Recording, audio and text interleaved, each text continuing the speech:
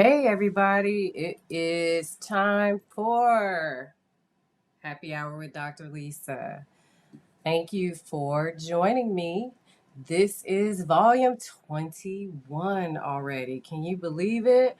It is correlating today with blog 11. So, blog 11 deals with Teacher Appreciation Week. And there's a reason that I called that Teacher Appreciation Week, and we will talk about that in just a minute. If you want to call in live, you can do so on Podbean. If you just want to leave a message or chat with me, you can do so at area code 765-205-1959. Some of you have tried to call me, and I appreciate it. You have to leave a message. If you don't, then I don't know who you are, and I'll think it's spam. And I hate spam just like all of you. So I won't call you back. So you have to leave me a message or just send me a text message at that number. Or if you want to email me, please do so. kidscansee@gmail.com. One of the other things you can do is you can catch me on social media. My Facebook page is now public, so anybody can access my Facebook page. You can see everything pertaining to this podcast or the blog on my Facebook page, which is just under my name, Lisa Liggins Chambers. And it says at Dr. Lisa 3, which is also a way to access me on Instagram. And also, my public page for Instagram is at Kids Can See Ghosts Can You. So you can catch me pretty much anywhere. If you have any questions or comments, somebody actually wrote to me yesterday and talked about how when he was a little boy, he was able to see ghosts. So I like hearing those kind of stories because now more people are opening up about it and even opening it up, excuse me, toward me. And so it makes me feel good because some people are telling me that now that, I'm talking about it, they feel more open to, discussing some of the things that they've gone through as well. So that is the number one reason why I am telling these stories. I want people to feel more comfortable with talking to, the public about their feelings and things that happen to them.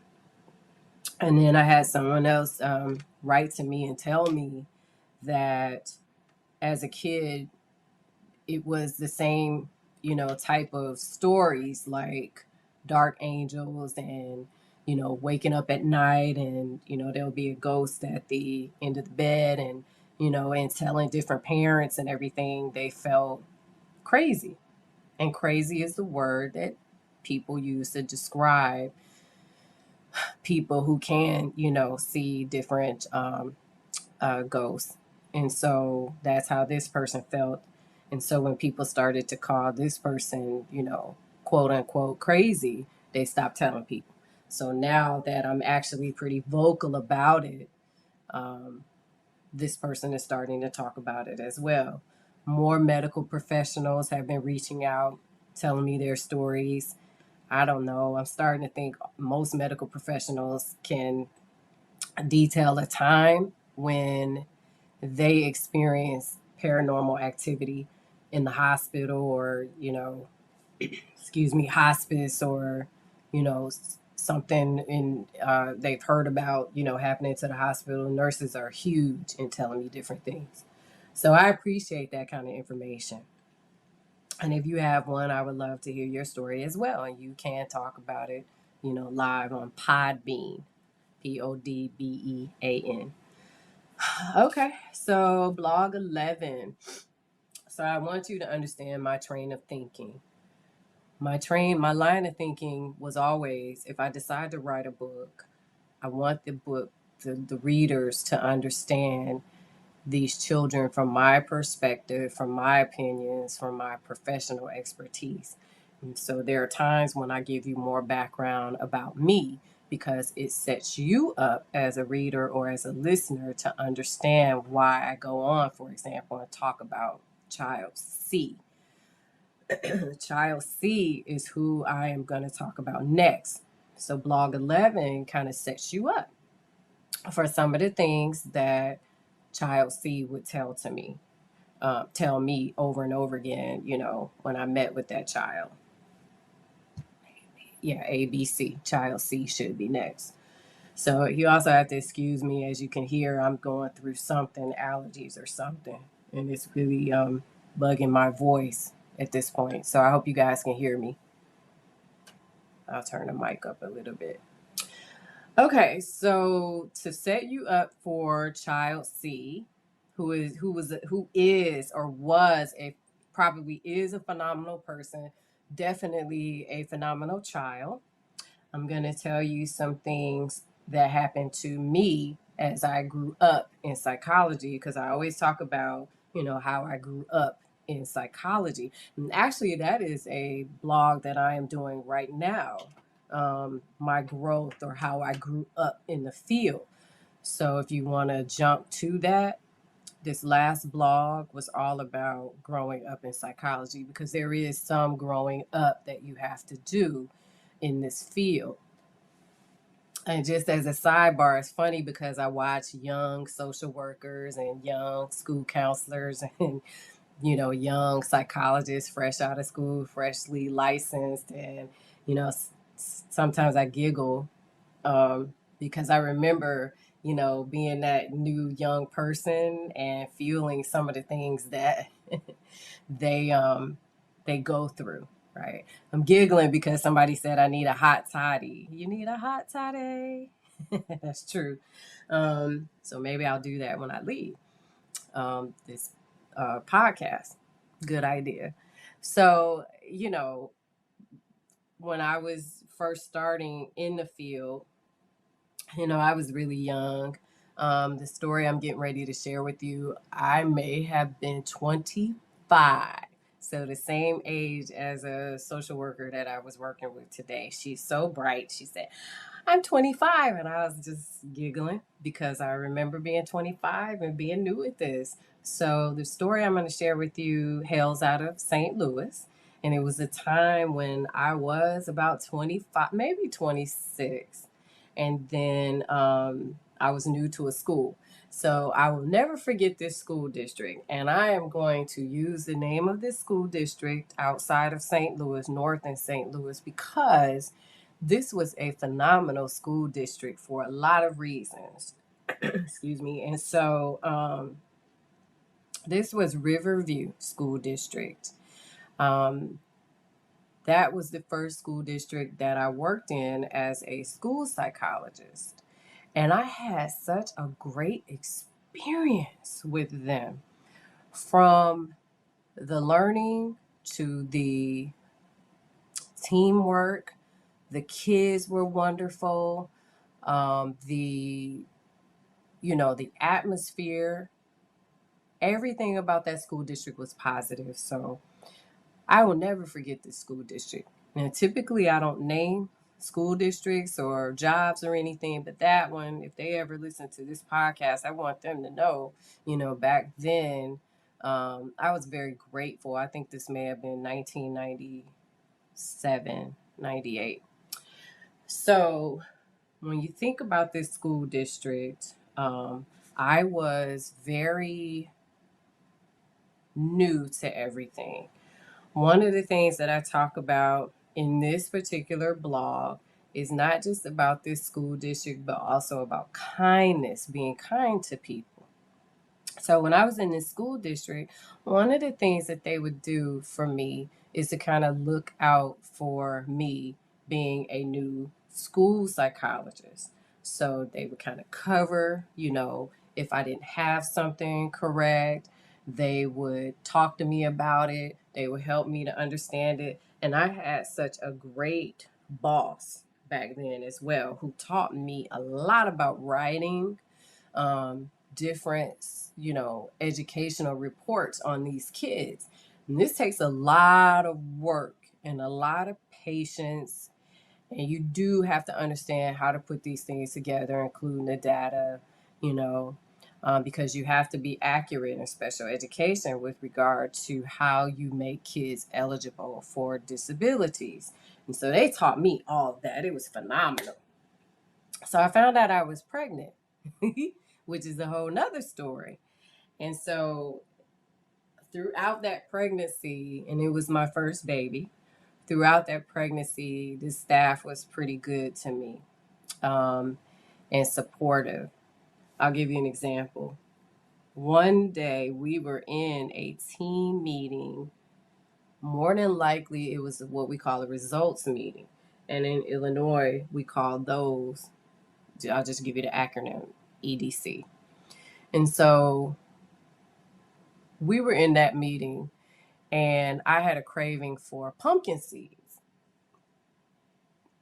And I left. I said, I have to go get some pumpkin seeds. Some of you gentlemen can't relate to that, but the ladies know what I'm talking about if they've had a baby.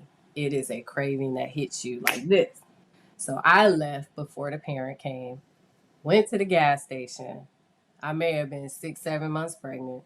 Went to the gas station. They had a big, I know my former high school classmates will remember those big bags of pumpkin seeds in the red bags. I popped it open in the gas station and I just kept eating it and kept eating it. It was so good. I still remember it. And they didn't even ask me to pay for it in the gas station because they were like, you must be craving it, just go on. I went back to the school and they were just laughing and giggling, because I had to leave to go get some pumpkin seeds. So just different, things like that. And it may sound as if it's just a small thing, but it's not. These things matter to me, and here it is, 20 plus years later, and I still remember this staff. So back then, I used to talk about, so mind you, again, this is back in I think I was licensed in January of 98 or maybe December 97, definitely by January 98 because I started the job there. And so I started talking about these kids because back then I started meeting nebulous kids. Obviously, back then I didn't put anything together. So I would talk to the staff, like, whoa, this kid, just told me that, she or he could see ghosts. I don't know what to do with that. I was really young. And what I remember, I remember a lot of things about this district, but one of the things that I do remember is that there was never um, anything negative that I can recall that came out of their mouths when I would talk about these kids. So this type of phenomena, it's been happening to me for a long time. And so when you're a school psychologist, you spend a lot of time with kids one-on-one because you are assessing them. So there were a lot of kids that I worked with back then. And so there were quite a few back then who talked about the fact that they could see ghosts. Now, I didn't put it together like I can now, but I took mental note of these things, being told to me. So much so that not only would I tell, the staff about it, but I will also talk to my then husband about it as well. So these are old stories that you guys are just now listening to. So that staff was so kind to me that when it was time for me to have the baby or go on maternity leave, I walked into the school one day, and I will never forget this. Most of them also knew how shocked I was to be pregnant, but that's a different story. They had a baby shower for me at the school, and they gave me all of this stuff for the baby that I will never forget. That was probably my first experience on a job dealing with teachers who were supportive of me, who listened to me, who were kind to me, who helped me, who helped train me, who helped me believe in special education. So that was my first experience. Now, my love of teachers go back because I had a third grade teacher that I'm still crazy about. And I know she's on my Facebook page. And I'm live on Facebook, but I don't know if she's listening. Her name is Mrs. Hicks. And to this day, I talk to my kids about Mrs. Hicks, but I also talk to the kids that I work with that are third graders. I always tell them about Mrs. Hicks as well. Because, like some of you, she was that teacher for me back then. And all these years, I never forgot about her. Although we lost touch back in, I think, '01 after I had the baby. And then I went on to get my doctorate. But I found her a couple years ago with the help of some of my former high school classmates who are still in Ohio who found her. And so my first love of teachers came from my third grade teacher. The next one, the second one, was from one of my high school teachers. Her name was Mrs. Sharp, and she was teaching psychology. So I got into psychology because I can remember sitting in Mrs. Sharp's class, staring at her board because we had chalkboards. We didn't have computers. Well, we just started getting computers, so we still had chalkboards, and I remember looking at the chalkboard thinking, this is so cool. This is the coolest thing ever. She's talking about the brain. She's talking about these funny kind of things. I know they're disorders now, but I didn't know back then. And so that sparked my interest in the field of psychology and then working with children when I was in high school. So, you know, Teacher Appreciation Week goes beyond a week for me. This is years of learning from teachers, you know, and then kindness is a big deal to me. And it is now. And I've encountered a lot of people who just aren't kind people. I was talking about a couple of people last year who just weren't kind people toward me. And so when I encounter, you know, so many people, especially doing the podcast, that are just very nice and kind, it means a lot to me. And so when you kind of go through all that over and over again, there's a learning curve, right? And we all have to be appreciative of that learning curve. And unfortunately, I experienced people last year who were not as appreciative of the learning curve. The positive teachers that I've encountered realize that people need room for growth. So even though I told these stories about nebulous children for many years, there have been other professors, such as my professors who trained me as a psychologist, such as other professors who still train me to teach classes because I'm still on faculty at a university and also at a community college, and they still train me. These are some of the kindest people that I've ever met in my life. So I am who I am because of teachers. So I decided to make this Teacher Appreciation Week, this blog, because I actually wrote it during Teacher Appreciation Week. And so I wanted to all of you to understand, you know, not only how much I appreciate teachers, but support staff, administrators. It's really tough right now being in the school. We have several teachers out right now with COVID. We have a COVID classroom. There are kids in the COVID classroom every day who have to go home. So it's really tough. And it was tough during Teacher Appreciation Week when I wrote this blog. So I wanted, you know, this to kind of be a shout out to teachers, but still sticking along the path of, you know, talking about children that can see ghosts. Because one of the other big things surrounding my learning curve was talking to the majority of these teachers about what I was going to do with these kids who can see ghosts. Yep. So I told a lot of them about this. So here's some of the advice that a lot of the teachers gave to me about this.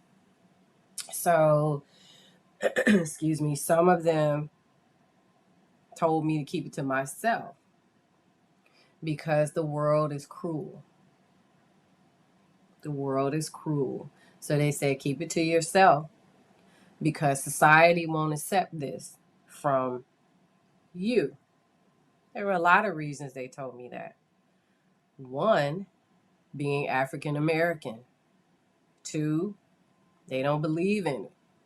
And 3, and it probably prevented me from talking about it for a long time, that nobody cares. But see, I appreciate somebody mentioning to me nobody will care, because then it makes me think about why I want to share this kind of information with the public. So for a long time, I didn't know why I wanted to share this information. But then I spoke to a couple of other, of my colleagues, my best friend, and a couple of other, you know, uh, teachers in the schools who said, hey, I hear kids talking about they see ghosts all the time. And then I experienced one, earlier this year, and I said, okay, now it's time. So teachers have influenced me in a couple of ways along this journey. And so one of the biggest ways is always making me think, not jump, but think. So I sat and I thought about it. I probably thought about it too long. I mean, 20 years is a long time, but I had to figure out how I wanted to share it with, the public. And so I talked to some, another teacher earlier this year who said, you are a storyteller. You have a lot of stories to tell. I need you to put this out there because my kid can see ghosts. My kid can see ghosts. And I thought, wow, okay, so you're telling me that your kid can see ghosts. What's your story? And I'll tell you the story. The story is that this child would not sleep at night. This child was constantly in the room with this teacher, or the mother. This child was afraid of the dark. This child kept talking about there were ghosts at the edge of the bed. There were ghosts in the hallway. There were ghosts in the basement. There were ghosts outside. This kid saw ghosts everywhere, according to this teacher. And I don't know how to help my child. I don't know how to help my child get through this. I am up all night. I am crying because I'm helpless.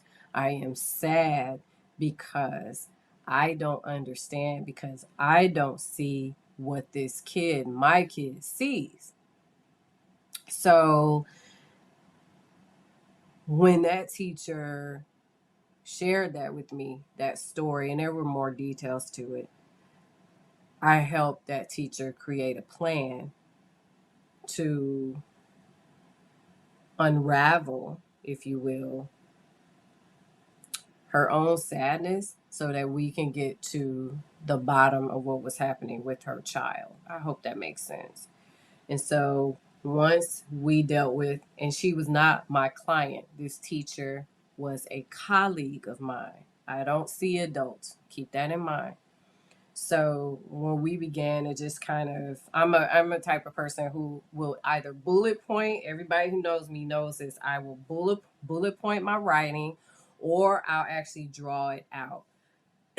Excuse me. So for this teacher, I drew it out. I actually there are a couple of things I do.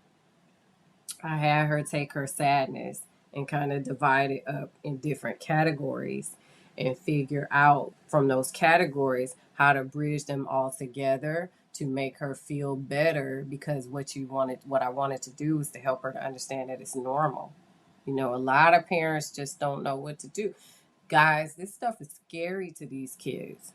A lot of it is really scary. So if you are watching your kid in horror all the time, it does something to your psyche. So for a lot of people, when I work with them, I always talk to them and tell them, hey, normalize how you feel.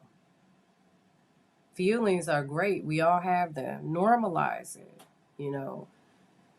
I have kids. If they were in horror all the time, I would probably break down too, because I don't know what to do, or I wouldn't know what to do. And that's how they feel. They don't know what to do. So she didn't know what to do. So after we kind of got through her feelings and started to empower her and make her feel better, I told her she could do it. You know, she can go in and help her child learn to control the ability to see ghosts. And you know what this teacher did? She took that information and she toughened herself up and she cried when she needed to, but she went and she started helping her child get through this.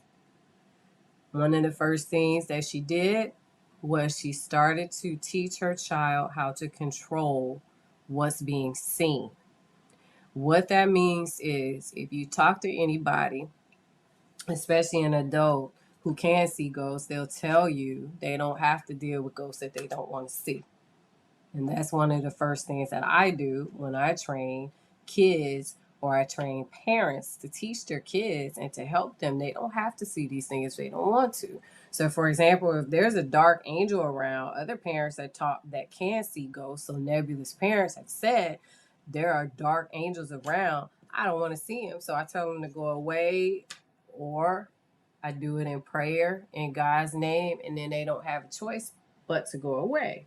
So that's what these parents do, and those are some of the things that the parents taught me that I taught to this teacher.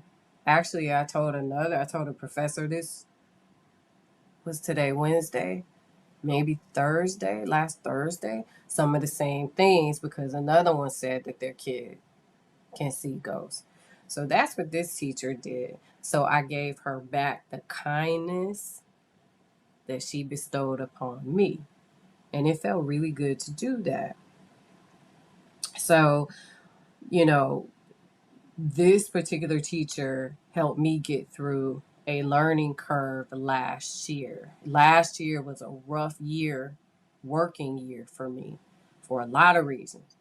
And so there were some teachers in the background who were my salvation. Let me just say that, other than the social worker that I now call my best friend. So these teachers within my life have been instrumental in helping me. So now I give it back to teachers that need it. And so this teacher, actually, I'll just give you a little update because I talked to her recently that she feels a lot better. Her child is sleeping a lot better. Some nights are a little more rough, but she is reminding her child what should be done in order to control his or her gift. And it's working. It's working. This child feels a bit more empowered because some of the kids don't realize that they can, when they do talk to these ghosts, that they can be demanding, like they have power. So some of the kids feel like they're Superman or, Wonder Woman when they learn about these things that they can do, right? And so that's what's happening to her kid. It's kind of like I put on my Superman or Wonder Woman cape, and then I can say, go away. And if they don't go away, they know how to make them go away biblically. And so it's been an experience for her. One of the things she said is that she didn't have anybody to talk to. Like a lot of her family would tell her that her kid was crazy, right? And a lot of her family would dismiss her feelings about what was happening to her child, but not me, not me. And I hope you don't dismiss people like that either. So even if you don't want to hear it, we all have to express some kind of empathy, right? So what I gave to this teacher is what other teachers have given to me, and that's empathy. Empathy. Empathy is missing sometimes. Let me give you an example, a personal one. So I have been a school psych in Missouri. This was very clear last year that I was a school psych for many years, since 1998. in Missouri.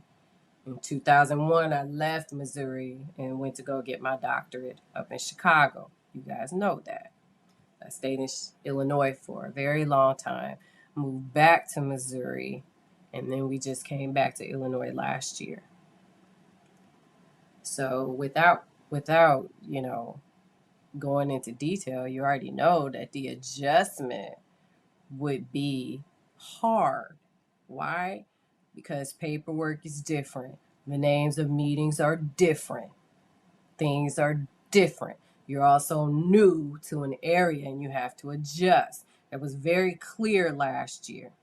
There were so many people last year who were not kind toward me. So what does that do to someone? Well, it pisses you off. And then you start getting unkind back, which is what happened to me. And I can cut deep verbally if I have to. Just toot my own horn. But I didn't. Last year, I worked for 5 months in one place, not being the psychologist that I've been trained to be, because there were a lot of unkind people who were completely unfair to me and racist.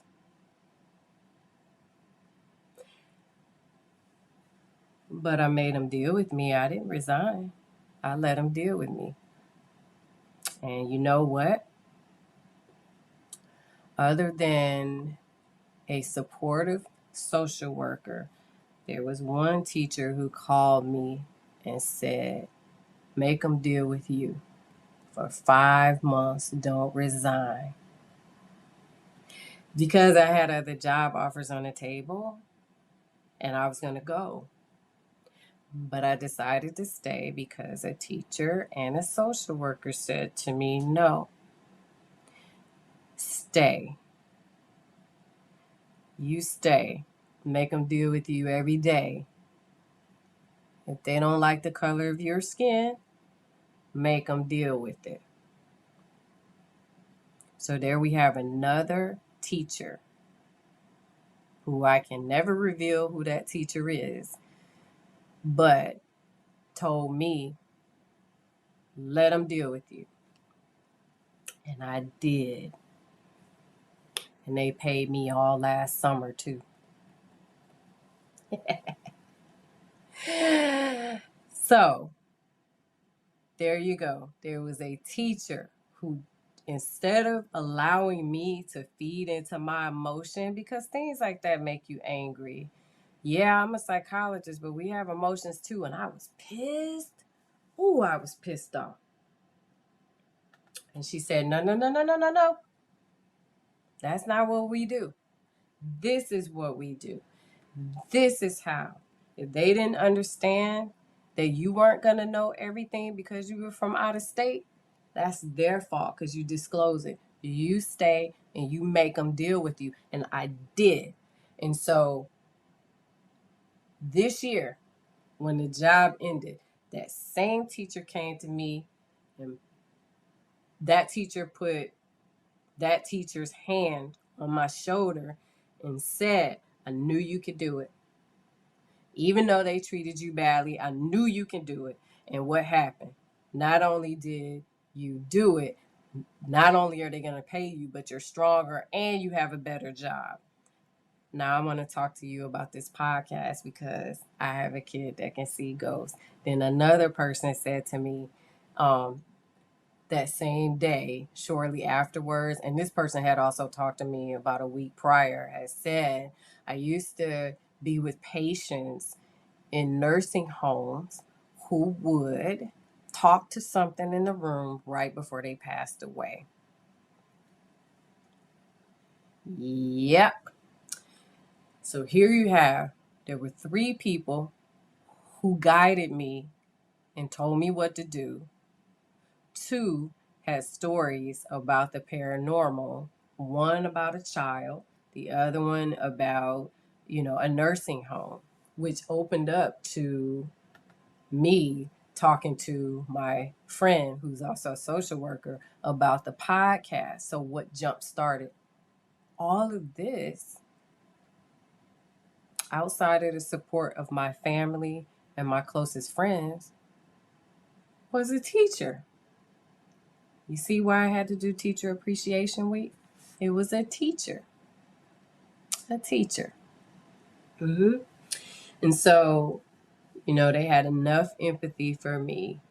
But what happened to me was prior to this, me being in Illinois now, which leads into child C. There were a couple of things that happened to my family, which prompted us to move to St. Louis. I hope you guys are following me. If you're not, let me know.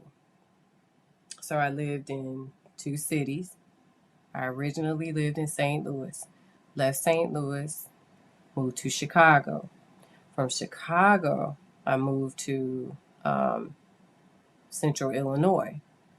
From Central Illinois, I wound up moving back to St. Louis. Okay. So back in St. Louis, back before we wound up going to St. Louis years ago. And I want you to remember this for next week because this leads directly into Child C with having empathy and teachers and being kind to people. It all plays out with Child C. We were trying to decide if we wanted to move to St. Louis or not. And I'm going to share with you what kept happening to me because I was the one who didn't want to move to St. Louis because I had already lived there before and I just didn't want to go back. And my husband wanted to live in St. Louis. And so I wanted to stay in Illinois. Illinois is closer to Ohio anyway, and Ohio is home for me. So, excuse me. I had never. I don't remember. Some of you are my classmates. If you remember seeing a lot of cardinals around, I never saw cardinals in Cleveland ever. The bird cardinal. So, and I wasn't into baseball and I'm not into baseball now. So I wouldn't even associate a Cardinal with St. Louis. Laugh at me if you want to. I don't care. It's the truth. And so I noticed a couple of things about cardinal birds. They kept coming around. They kept coming around. And it was shocking for me. And let me pause 1 second. My battery is dying on my Instagram page for Dr. Lisa 3. If you want to continue to hear the blog, you got to go over to at Kids Can See Ghosts. Can you? I apologize. I just forgot to charge my tablet. So it's going to cut off in a minute. So go to the other Instagram page for me. Kids Can See Ghosts. Can you? So we were I noticed the cardinal bird, they were flying around quite a bit, and that was new for me. I had never seen cardinal birds, and I was like, whatever. And so then my a couple weeks later, my husband told me. He said, well, hello, St. Louis Cardinals. And I'm like, oh, that's interesting that cardinal birds are flying around and we're trying to decide whether or not we want to move to St. Louis. I wonder if there's an association. And, you just, I don't know, you just don't, I don't necessarily think like that, like there could be an association. So anyway, one day, my middle daughter was a baby. And I think she was sleeping, if I can recall. And I had said, I'm going to pray about it. If he wants to go to, St. Louis, I got to pray about it because I already lived there. So I really don't want to move to St. Louis. So I did. I prayed about it. Long and hard. So God is my witness. Probably, it may have been a few days to a week later. I am sitting in the kitchen like I am now, facing our door, our sliding glass doors to our deck. And a cardinal bird sits right in front of me on the deck, looking at me from the window, looking at me through the window. And I'm just looking at it. And it didn't fly away. It was just looking at me through the window. And so I said to myself, well, I asked for a sign, and there it is. There's a cardinal bird sitting right in front of me. So I told my husband, I think that's the sign that I asked for, that we need to move to St. Louis. Child C talked to me about that moment. And I never told Child C or any of the kids about that moment. As a matter of fact, I recall not even remembering that happened until I encountered Child C.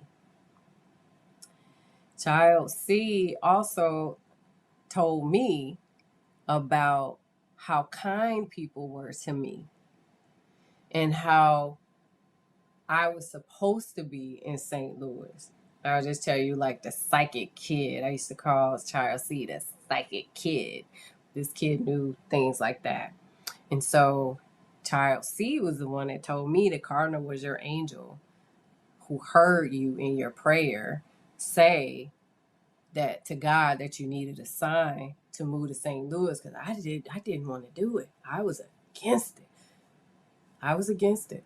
And so, you know how it goes. We wound up moving to St. Louis. And when Child C mentioned to me that that was, you know, an angel,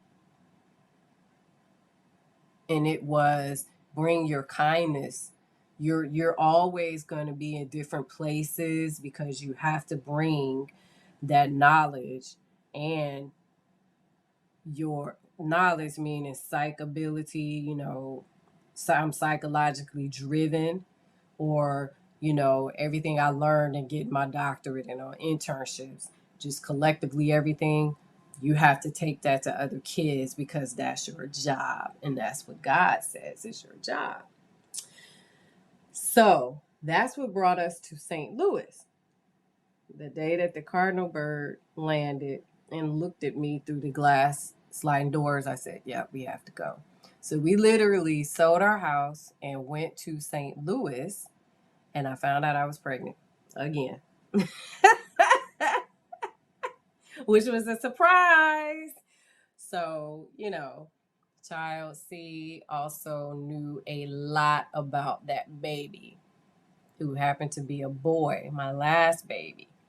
So Child C, when I introduce this kid to you next week, I mean, it went as far as me showing this kid a picture of my son, and I never do that. And this kid begged me to see a picture of my son. There were things that this kid said about my son, things that this kid said about my girls. Child B's mother also said some things about my girls, in particular my oldest child. I guess I could tell you about that today before we end, but Child C was instrumental in telling me a lot about the things that I guess were mentioned to this kid from angels around me. So there's a lot to say about, you know, Child C. So when I introduce Child C, you know that it came from, you know, a place of, um, you know, empathy, kindness, the different things that I talked about. And most importantly, the cardinal bird. Remember the cardinals. And I actually talked about cardinals before. And some of you actually have heard these kind of things before, that people tell you about cardinals, because some of you have written to me and said, yeah, I heard about cardinals. I know, you know, I've heard people say that, you know, cardinals are angels, and, you know, yeah. So, yeah. So a lot of the kids did tell me that about cardinals. I told you last week they also talked about crows, but Child C specifically talked about cardinals from the standpoint of what happened to me and why I was supposed to be in St. Louis and why I wouldn't stay in St. Louis, which actually did happen. So there's a lot to unpack with Child C as well. I'll tell you about Child B's and mother in a minute, but this week was definitely dedicated to teachers, Teacher Appreciation Week. So just know from me to you, to all of the teachers that have been integral in my life, cutting my words off, I'm sorry. I really appreciate you and thank you for everything that you've done for me, even through this last position that I had last year. So I really appreciate it. Child B's mother told me different things about my kids. And I'll just share with you my oldest child, what was said about my oldest child. And then what I'm going to do is save some of it for next week because Child C, through all of the experiences of seeing ghosts, talked to me about mostly my son, which is interesting, very interesting, and how my son and I would interact with each other. And then after Child C, there were other children who talked to me about my son as well and the relationship that I have or was going to have with my son when I was pregnant. Child B's mother talked about my oldest child, who at the time was probably in high school when I met, or close to high school when I met Child B. And Child B's mother would receive, I don't know sometimes who Child, let me just say, I don't know sometimes who Child B's mother would get messages from, but I know she was very prayerful and she could actually see ghosts. So she knew the difference between like a dark angel and, God's angel, because she would tell me not all white angels are God's angels. And so she would know the difference. And she had been seeing ghosts, since she was a kid. So she understood, what it was like, but also how to differentiate between, different entities she would see. So she would always talk about how my angels would talk to her and tell her different things. For example, she would tell me that there was a demon that lived across the street from me in another house. And she would tell me, when you pull up, it's watching you from across the street, things like that. Which the funny thing was, I used to always look back at the house when I would pull in the driveway and I would think about what she said and I would kind of go, now, which one is looking at me from what window? But I couldn't see. So it was just kind of funny to me. But anyway, she would talk about my oldest daughter and she would say she would be very successful, but they're saying watch her because over time she could be heavily influenced by other religions and she needed to be grounded in Jesus Christ. That's what she was saying. So the angel, she said, would gather around her when she would tell me stuff and not like, yes, tell her to watch her oldest daughter. And about how she would be very they were telling her, and she said it was all God's angels. Obviously, again, I don't see ghosts, so I don't know, but this was all according to Child B's mother, that not only to watch her religiously, but she'll be very successful, and so she will help a lot of people, just like you have. And so she has a helping spirit, although she doesn't see it. And to this day, she claims that she doesn't. But my daughter is going to probably help a lot of people. She's on her way to apply to law school. So in law, you have the power to either hurt people or help people. I guess that's every field. So she is my kid, so she better go help people. And that's the way I see it. So I give you more information next week about Child C. We will officially introduce another nebulous child. Woohoo! I have a bunch of them. I can go all the way to Z. So you'll have me for a long time doing this. So if you have any questions, make sure you ask me. I will find my voice before next week. And until then, you guys be safe. Take care of yourselves. And I will see you soon. You're very welcome. Have a good day.